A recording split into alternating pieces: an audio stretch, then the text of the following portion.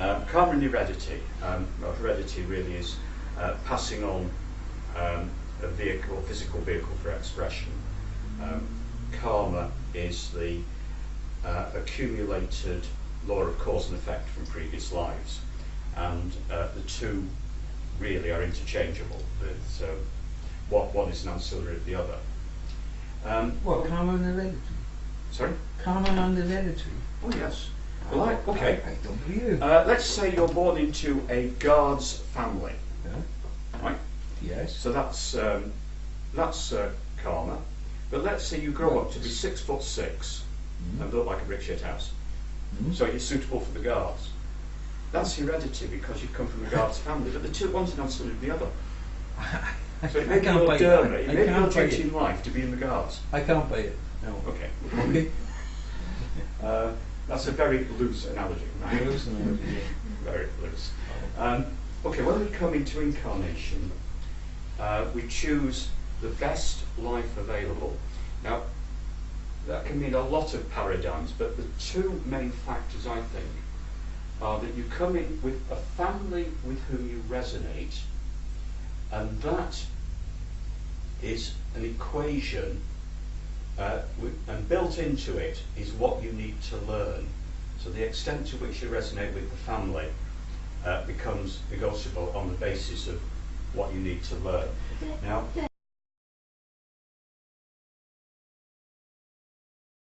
okay, family with whom you resonate. Now, for some questions.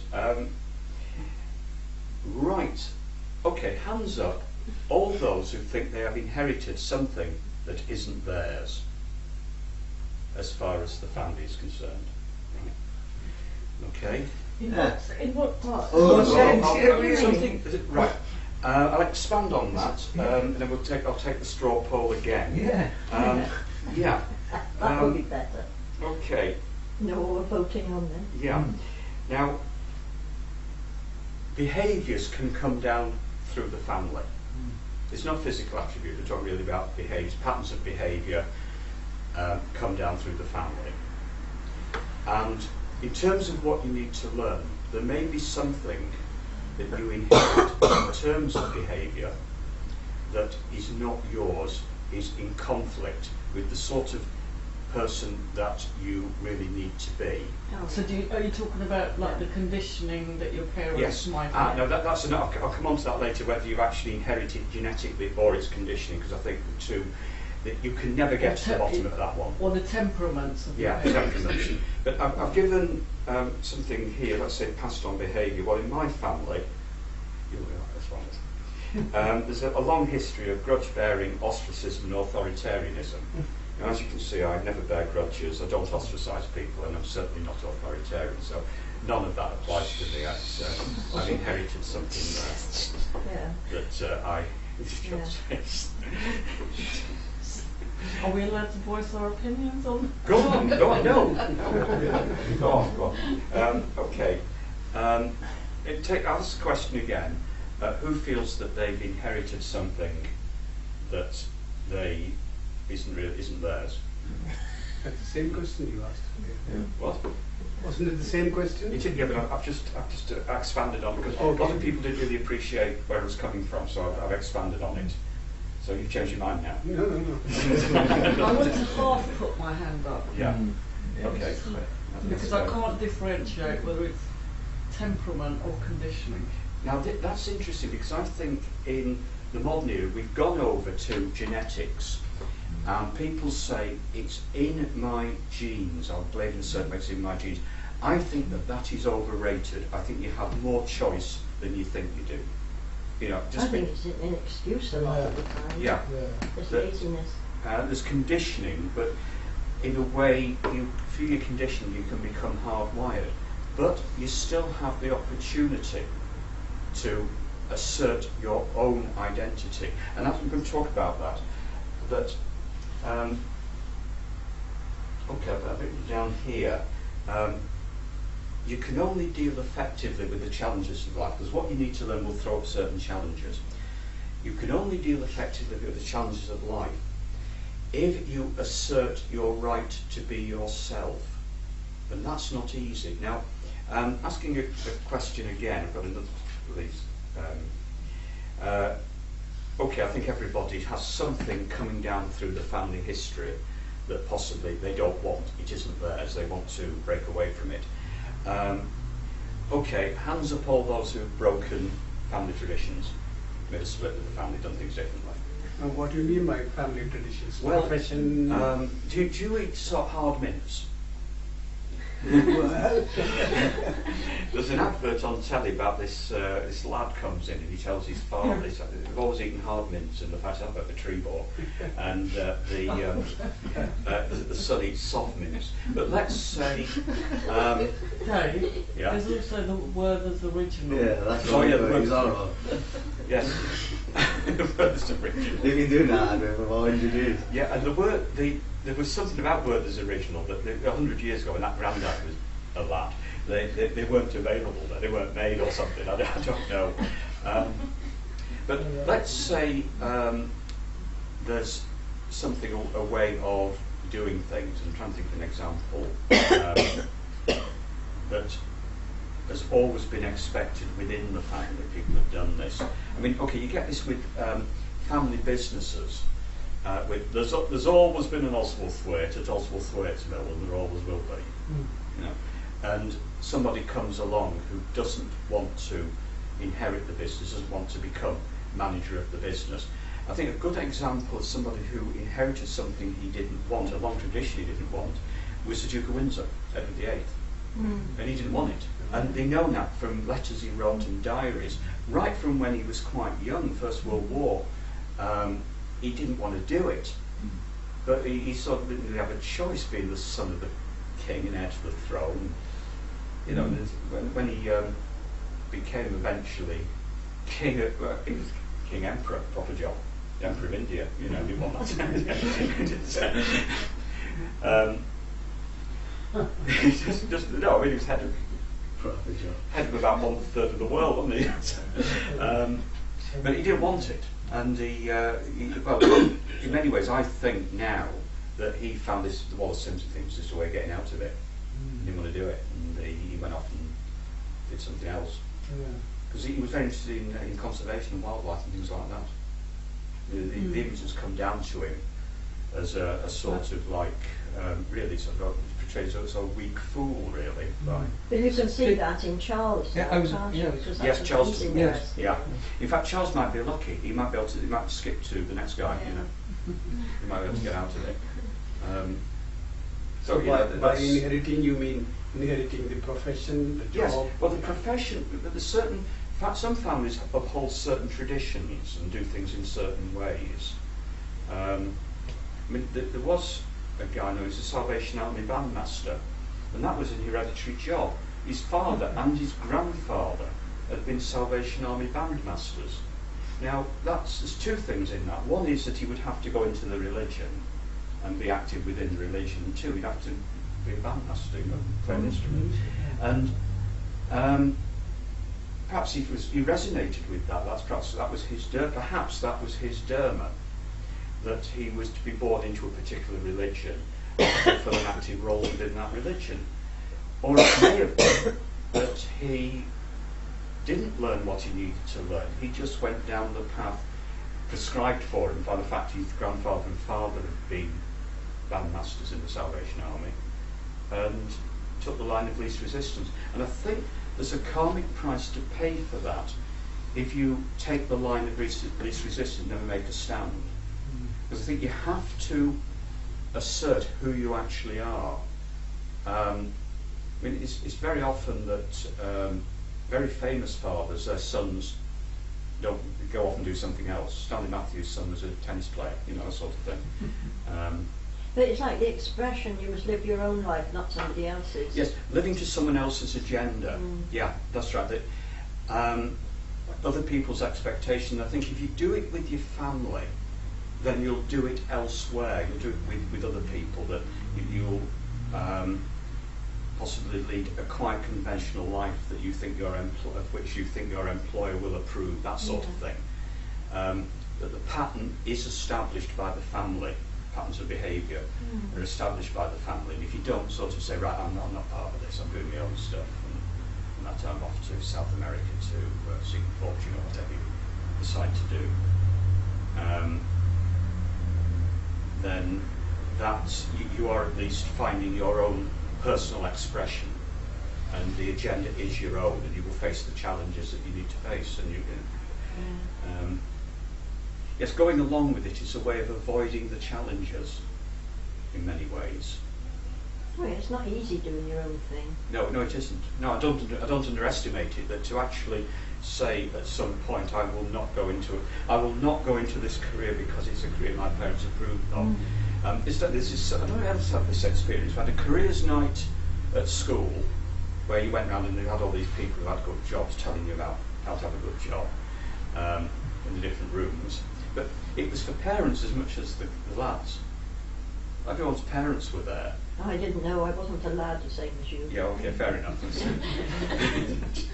Different system, yes. But the girls weren't allowed careers in those days. Teaching or... well, I went to a grammar school, and I was expected to go to university. And because I didn't want to, there was an almighty uproar. Yeah. All hell was let loose. And I didn't. But also, I bet they didn't have any alternative strategy for you. No. You know, that So I said, the headmistress said, well, what will you do? I said, well, I'll get a job. So I said, I'll leave school, I'll get a job. You can't leave school until you've got a job. And that's how I got a job. She couldn't back out of it then. I was 15, I got a job, so I left school. Actually, that was quite... I mean, okay, there were jobs in those days. That was quite a good system, that if you were 14 and you had a job, then the school had to let you go because you got a job. No jobs now, that's the problem. They send you on courses to apply for jobs that don't exist. You go on courses to write a CV for a job that doesn't exist. Yes. Then blame you because you can't get a job. Yes. Yeah. I went for years after I left school. I didn't have a CV for years. They hadn't been invented when I was in school. I didn't know what a CV was. And then I went... Well, they didn't ask for one either. Yeah, I went on this thing. I was made redundant from Dunlop, and part of the being made redundant thing was that I went down one day a week to a sort of thing with an executive job search sort of place, and they did me a CV, and I'd never had one before, and that was in 1980.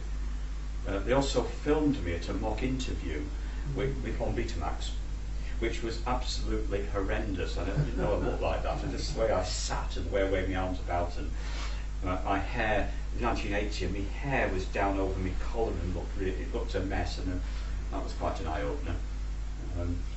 Okay, we're back to Theosophy. Well, there wasn't one, it was just like nowadays. Shape of the future. I did get a job though, I did get a job. When you ask this question, do you go according to what your parents and their parents did? Yeah. My question was, do you mean the profession? Did you carry on the Yes. profession, or did you carry on the habits, the way of reacting in situations? Maybe my father was getting angry very soon, so I'm not. Is that what you mean? We'll take the two separately. Yeah. There are certain behavioural patterns that, I've seen my father get really angry, and I watch my anger. In fact, I had a discussion with my father about 10 years ago on controlling your anger, because he sort of has addressed this himself in later years. And so I've watched my anger from about the age of 15, because I saw my father lose it with somebody when I was about 15, and I thought, no, does not win friends and influence people, and that's not the way forward. But I spoke to, about 10 years ago, my father, he'd written a letter to Wandsworth Council about something, and my dad's relationship with Wandsworth Council is a bit like Doctor Who's relationship with the Daleks. And he started writing this letter, and it was a really angry letter in his usual style. And then he stopped and he said, oh, no, I've gone too far. And he ripped it up. and started again. You know, and he was talking about not addressing his anger. You can't get too angry with people. But that's something I've looked at. The business of never forgiving, never forgetting is another thing in the family. So actually, that goes right back. An authoritarianism. There are Right. policemen in my family going back to the 1860s. God, they must be old. Sorry? They must be old. They are, yes. It was a long time, my family. So when you talk of heredity, I think we should concentrate on your behavioral pattern. You do not inherit the profession. It is your choice to follow the business. That's true. But what you are inheriting is the pattern of behavior and things like that. Other than the job. Yes, Job is your the decision. behavioural patterns, dealing with them, if they're not yours. I mean, if you're quite happy to bear grudges, ostracise people, and be an authoritarian, then I don't have a problem with it. And perhaps my niche would be to be that sort of person. But I'm very uncomfortable with those traits. And I've spent a lot of time, particularly the grudge bearing, I've spent a lot of time working on letting things go. So what are you inheriting? That's the question. Well, I would say you're inheriting the traits, but Traits, the yeah. expectations from the family, if you just go along with what the family wants, that may prevent you learning what you need to learn in your life and expressing yourself as you are. But both of them have an effect. I mean, if you Just enjoy it. I'm not doing anything about it. that's it. That's it. Don't bother. Stay in bed till dinner time. Yeah, that's it. Got a good example of how it can affect your profession. My old man started me working with him in pubs when I was 13. That's what I was supposed to do. I was supposed to take on a pub of my own, crack on with that Yeah, that's profession. it. My family are drinkers, breeders, and just family people, they're all workers as well. That's all they have. They have 2 kids each and they work and they drink until they die. So you rejected that? Yeah, rejected. fair enough. Although flat out rejected all that. Yeah, that's fair enough. So where did your rejection come from? That is the question. Is it your karma which made you reject that? Was it something in your psyche which you didn't probably inherit from your parents, but you had from your previous life? There was some kind of a signal or some kind of an element which you carried on. I thought it was just Yeah. basic common sense, mate. You Well, watch them falling apart from work and you watch them stress over their Yeah. drinking and that family life. Yeah. Can't balance all three. You That's the saw British way. a different way of living. Mhm. And there's also, I think, there's old souls and new souls. In karma, there's people that's lived a lot of lives, and there's people that's lived a few. So maybe that they're happy on that level, and maybe you're on a, But probably in a previous life you learned certain things, and if you're coming into this incarnation, there's certain things you need to learn, and in order to, and the fact that you've made a break with the tradition of the family shows that you've already learned something in the past. Why it's got to be Benefit of the previous past. life though? That's always been my issue with karma. Why it's got to be previous life? Why can't it just be in this life, in the here and now? I sussed it out. Fair enough. I'm That not so question- sure about no. I postulate that all our personalities are for the next life are being formed now, and you formed the basis of your personality for this life in your previous life, and you came in and you had certain benefits from effort made, and like controlling your anger is effort. So even if you don't control it completely, you've made the effort, and there will be a benefit in the next life. If you're particularly mean and you try to be generous, then even if you're not very generous, you've made the effort. So that there's benefits come through from previous lives, and if you continue to make the effort, they're passed on to the next life, and none of that is wasted if you make the effort. It's the not making a stand, going with a prescribed format, taking the line of least resistance, however you want to put it, and that's where you end up basically not learning anything. And if you don't learn anything, you face the challenges that life throws up, then those challenges come round again in future lives. And I think people who are born possibly the Duke of Windsor, he was born into something he didn't want big time, and whether that was a result of in previous lives just going along with it. Because he could easily have done that. I mean, being king, he used to go around, he could have just gone along with it and married a sort of member of the foreign aristocracy or something, and had Wallace Simpson at the weekend. And yes, you know, but she wouldn't do the weekends, would she? No, she wanted to be queen. She was a bit naive about that. Yes, but apart from that, she was not a woman just to do weekends. No, that's right. She was a full-time had job. more pride in herself. Yes, that's right. I also think that, you know, Dan's comment about, you know, why can't you just have it in this life? If you look at babies, they're all so different. They're not blank slates. You know, they've all got different, you can almost see different karmas in babies at the time that they're born, even before conditioning comes into the picture and everything, isn't it? Well, there was an expression, some poet said it, you're born half made. That's very good, yes. Yeah, That's yeah, exactly. that. Use that. Well, actually, I put it in a poem years ago, but I didn't.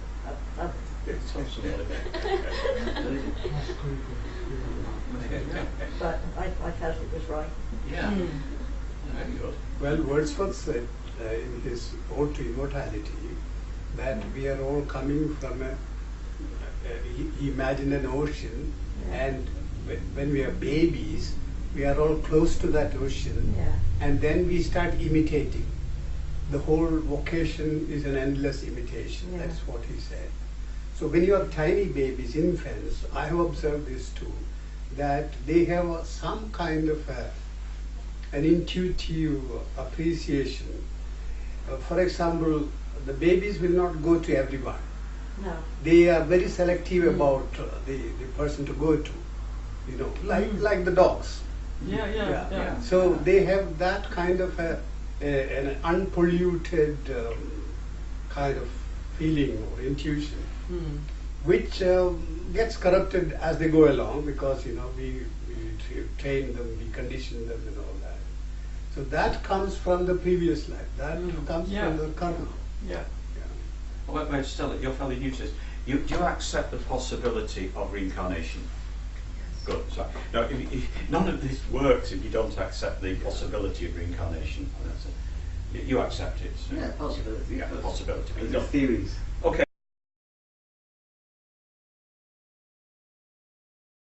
Just on the. Hey, can I ask you what you mean about that second statement? The Family- family with whom you I'm resonate. talking about this, I'm going to ask people about this. Right, I would say that coming into incarnation, the natural tendency is to look for a family with whom you resonate, because it's a much preferable birth to come into a family with whom you resonate.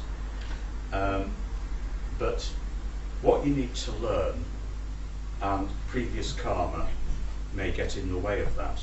So that's sort of like the easy way out, and you're not choosing what you need to learn. Well, you may get the family with whom you resonate, but you'll still have things that you need to learn. If there is something quite serious in your sort of karma that needs to give you a sort of jolt, I would say you'll come into a family with whom you don't resonate.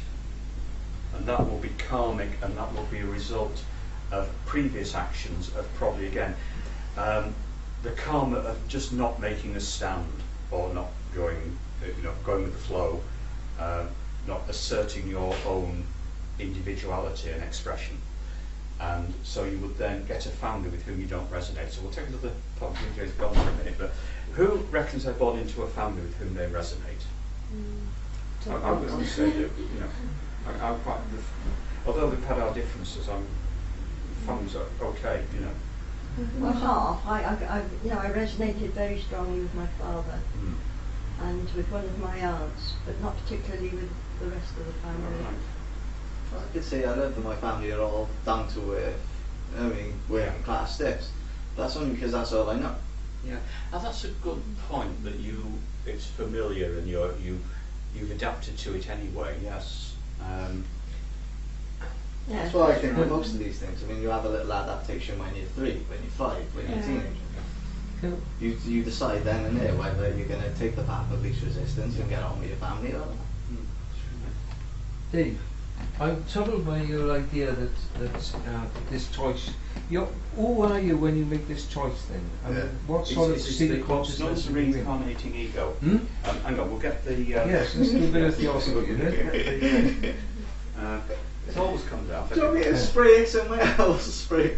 Yeah, right, no, it's... Yeah, but I spent hours doing this, so... I said we should have it laminated and hang Yeah, out I'm somewhere. thinking on what Yeah, definitely. I was thinking about it tattooed on my forehead, actually. There's a thing, yeah. I know a guy. What, sorry? I know a guy. You can get that Dave, this afternoon if you fancy. That's right, on City Road. You laugh. Yeah, who saw that program about tattoos on City Road Yeah, I last month? did, yeah. Yeah. That guy with his face done and... Oh, God. That's okay. You can have it tattooed all over your back, That's true. and then every time you Dave, can I ask this question? With the details we Any love. tattoo? Can I have? Sorry? Have you got any tattoo? No, that'd be great on your back. That's true, yes. You've got that to prove, you know. Dave, To the lowest. before you took on you took on your present incarnation, right? Yeah. You were not Dave Marsland, right? I was, yes, I was Dave Marsden's previous life, yeah. Go on, no, I wasn't, alright, I'll admit it, I wasn't Dave Marsden. Yeah. So who were you? Were you your higher consciousness, or what were No, you? in a previous life I was When you somebody else. I what was, I are was you a when policeman you in Liverpool in But the what is a 1920s, discarnate entity? What are we talking about? Yeah, the This- body. Yeah, Hmm? Yeah, the the body. body. I'll go through it. No, Yeah, sorry, well, I'll that's go through it. that's I'll go what I'm through it. coming to. Well, that If is Dave Okay, wants- you have the What's in each constitution. of us that goes on from life to life? Yeah. No, what? No, I Yes, can but does it point have that. a sense of individuality Yeah. as we The do now? immortal, that chart, the immortal Oh. part of man is the top. Yeah, Right. I'll go through it. Oh, Okay. This, Right. This we're not on you tattoos, though. have the constitution of man as Theosophy defines it. Slightly one or two different ways of doing this. You have at the top the Atma, which is the divine spark in man, the piece of the supreme consciousness. Some people call it the peace of God in everybody. Okay, that requires the Buddhic principle, which is the vehicle for expression of the divine spark. The two together are called the monad, which is the individual spiritual entity. That can't do anything on its own, it needs other vestures. Then you have the manas, higher mind and lower mind. Higher mind is the spiritual mind, lower mind is to do in algebra. Okay. Karma, desire principle, the emotional body. The prana, prana, the life energy, that's sort of our life energy that withdraws at physical death. And finally, the physical body, which you can't really do without if you went to live a life. Now, on physical death, we lose the lower mind, the desire, and the energy body, and the physical body. All these dissolve away. The physical body it can be cremated, it's buried. That prana, the life energy, is actually, according to Theosophy, physical. That deteriorates away as well, and that appears as raves in churchyards. In the after-death states, the first after-death state known as karma loka, the lower mind and the desire principle, which are really the personality ego, I'll differentiate that from the reincarnating ego, the personality ego, they dissolve away. At the end of that period, you experience a second death, in which an essence of the life lived, which is higher mind, taken with the Atmic and Buddhic principle, go into a period called Devachan, a state of bliss where all spiritual aspirations are realised. Now, what's surviving to the next life is the Atmic and Buddhic principles combined with an essence of higher mind from the life lived. That's the closest thing really that Theosophy has to a soul. Now, you take with you certain characteristics, attributes, as part of the essence of the previous life. If you're a mean person or you're aggressive and things like that, some things can be reinforced, some things can be reduced depending on your attitude during life. But you have, at a higher level, a spiritual level, something that you will need to learn. And the decision is taken by the higher self. Now,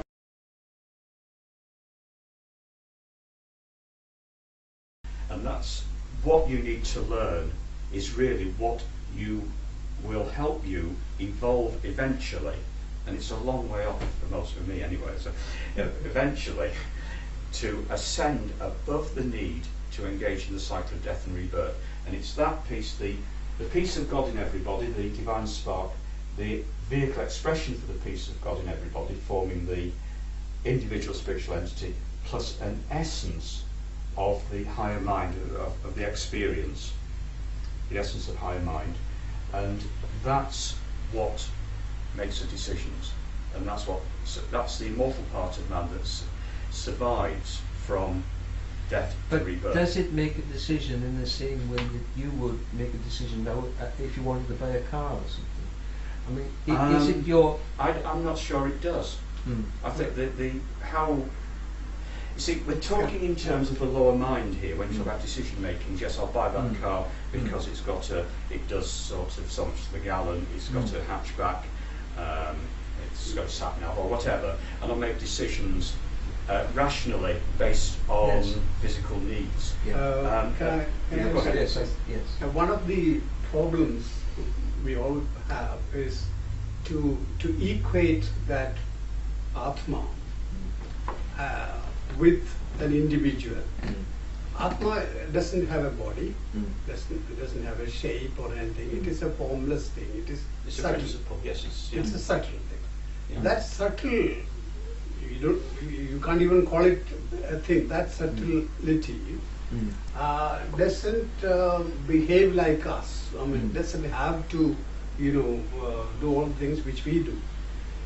That subtlety carries within it the impressions you have gathered in your previous life. Like you've done good things and there may be something there. You've done a lot of bad things, there may be something there. The principle of karma, which I explained once here, is that if you do something, there will be an effect. And that effect, that result, you will have to suffer or enjoy. And your lifetime is not long enough to enjoy or suffer all the results of the actions which you have done, and therefore they are carried forward. So with that Atma or psyche comes with all these impressions, and according to those impressions you choose the family where you will be reborn. To enjoy or suffer, continue to enjoy or suffer the results of your previous actions. Which family will facilitate that? Yes. Yeah. So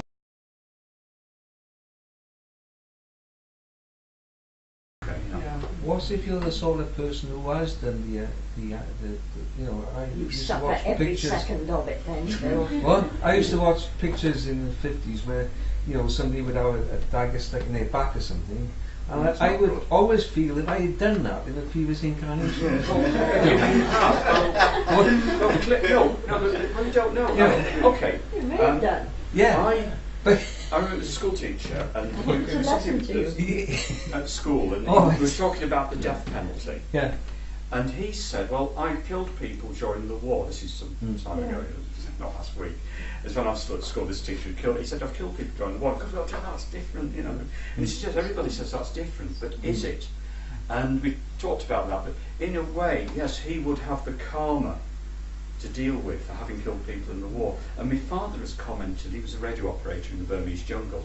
He didn't kill anyone in the war, and he said, no, it was my karma not to kill anybody in the war.